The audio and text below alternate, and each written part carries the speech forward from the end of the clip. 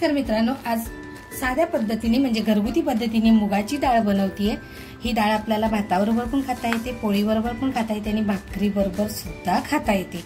त्याच्यासाठी साहित्य घेतलंय, मुगाची डाळ घेतलेली आहे, एक कांदा घेतलाय, एक टोमॅटो घेतलाय, इकडे हळद घेतली आहे, घरगुती मसाला, मीठ चवीनुसार, हिंग घेतलंय, जिरं, थोडीशी राई, इकडे मी कोथिंबीर, मिरची आणि लसूण टेचून घेतलेली आहे आणि फोडणीसाठी लाल मिरच्या घेतल्यात। इकडे मी लसूण टेचलं होतं ना, तेच पाणी घेतलेलं आहे।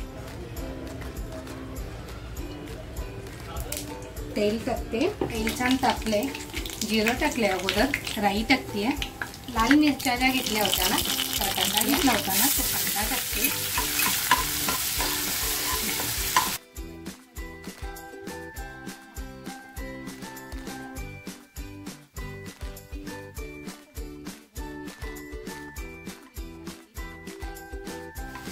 टोमॅटो घेतला होता तो टोमॅटो टाकते,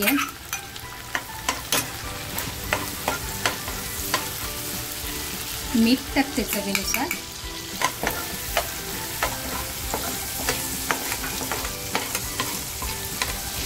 कढईमध्ये बहुतेक पाणी पडलं होतं त्याच्यामुळे तेल उडत होतं। हिंग टाकते,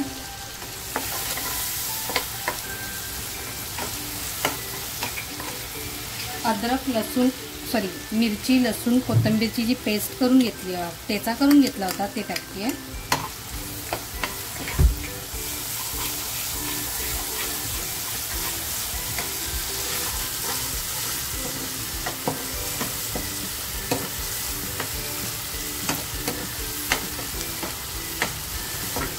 हळद टाकते,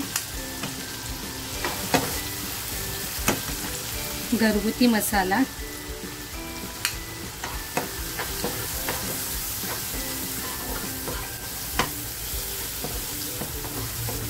तुमच्याकडे बटाटा असेल ना तर तुम्ही बटाटाही याच्यात टाकू शकता, खूप छान होते भाजी। डाळ, मुगाची डाळ घेतली होती ती टाकते आता।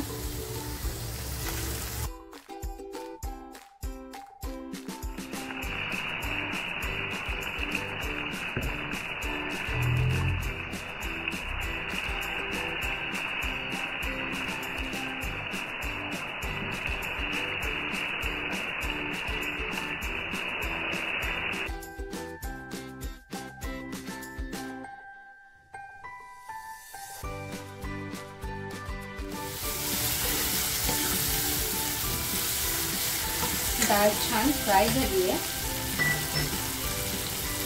तुम्हाला जितकं पाणी पाहिजे ना तितकं पाणी टाकायचंय।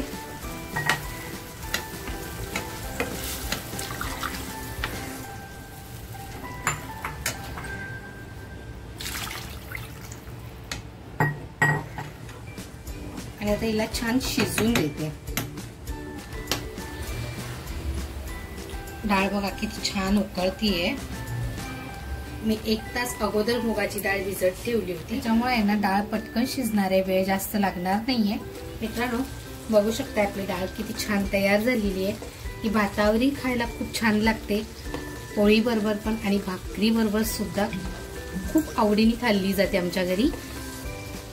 ही झटपट होणारी, चटपटीत आणि झणझणीत डाळीची रेसिपी।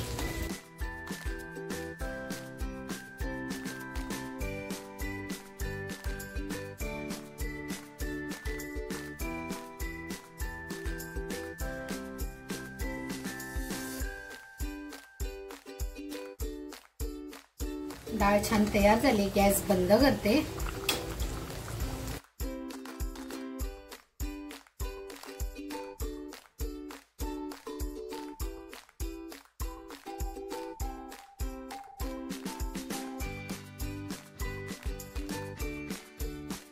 मित्रांनो घरगुती पद्धतीने ही मुगाची बनवलेली झटपट होणारी आमटी, ही रेसिपी तुम्हाला आवडली असेल तर नक्कीच लाईक शेअर सबस्क्राईब करायला विसरू नका। त्याचबरोबर स्वतःची काळजी घ्या।